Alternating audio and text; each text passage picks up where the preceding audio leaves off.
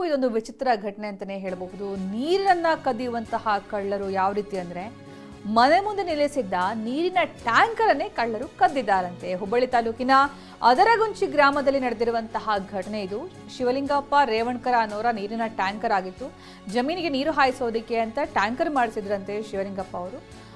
2 ಲಕ್ಷ ಮೌಲ್ಯದ ನೀರಿನ ಟ್ಯಾಂಕರ್ ಅನ್ನ ಕದ್ದು ಕಿಲಾಡಿಗಳು ಪರಾರಿಯಾಗಿದ್ದಾರೆ. ಟ್ರ್ಯಾಕ್ಟರ್ನಿಂದ ಟ್ಯಾಂಕರ್ ಅನ್ನ ಬೇರ್ಪಡಿಸಿ ಎಸ್ಕೇಪ್ ಆಗಿದ್ದಾರೆ. ನೀರಿನ ಟ್ಯಾಂಕರ್ ಅನ್ನೇ ಕದ್ದೊಯ್ದಿದ್ದಾರೆ.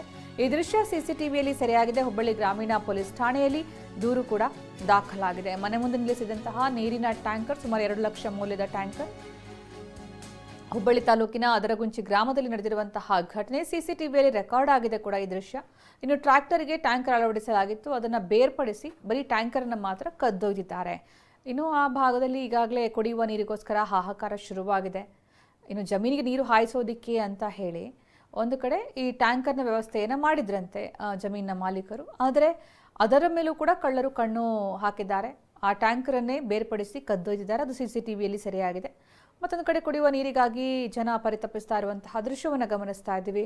ಖಾಲಿ ಕೊಡಗಳನ್ನು ಹಿಡಿದು ಕುಡಿಯುವ ನೀರಿಗೋಸ್ಕರ ಕಾಯ್ತಾ ಇದ್ದಾರೆ. ಆ ಮಟ್ಟಿಗಿನ ಬರದ ಪರಿಸ್ಥಿತಿ ಆ ಭಾಗದಲ್ಲಿ. ಈಗಲೇ ಹೀಗಾದರೆ ಇನ್ನು ಬೇಸಿಗೆ ಸಂಪೂರ್ಣ ಮುಗಿಯೋಷ್ಟೊತ್ತಿಗೆ ಪರಿಸ್ಥಿತಿ ಹೇಗಾಗಿರುತ್ತೆ ಅನ್ನುವಂಥದ್ದು ಆತಂಕ ಕೂಡ. ಒಂದು ಹನಿ ಹನಿ ನೀರಿಗೂ ಕೂಡ ಅಲ್ಲಿ ಪರದಾಡುವಂತಹ ಪರಿಸ್ಥಿತಿ ನಿರ್ಮಾಣವಾಗಿದೆ.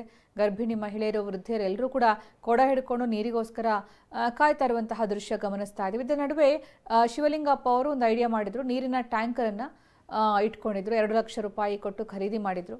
ನಂತರ ಅದರಲ್ಲಿ ನೀರು ತುಂಬಿಸ್ಕೊಂಡು ಜಮೀನಿಗೆ ಕುಡಿಯೋದಕ್ಕೆ ಎಲ್ಲದಕ್ಕೂ ಕೂಡ ನೀರು ಸಾಕಾಗತ್ತೆ ಅಂತ ಒಂದು ಪ್ಲಾನ್ ಆಗಿತ್ತು ಅವ್ರದ್ದು. ಆದರೆ ಇಲ್ಲಿ ಅದರ ಮೇಲೂ ಕೂಡ ದುಷ್ಕರ್ಮಿಗಳು ಕಣ್ಣು ಹಾಕಿದ್ದಾರೆ. ಆ ಟ್ಯಾಂಕರನ್ನು ಟ್ರ್ಯಾಕ್ಟರಿಂದ ಬೇರ್ಪಡಿಸಿ ಕದ್ದೊಯ್ದಿದ್ದಾರೆ.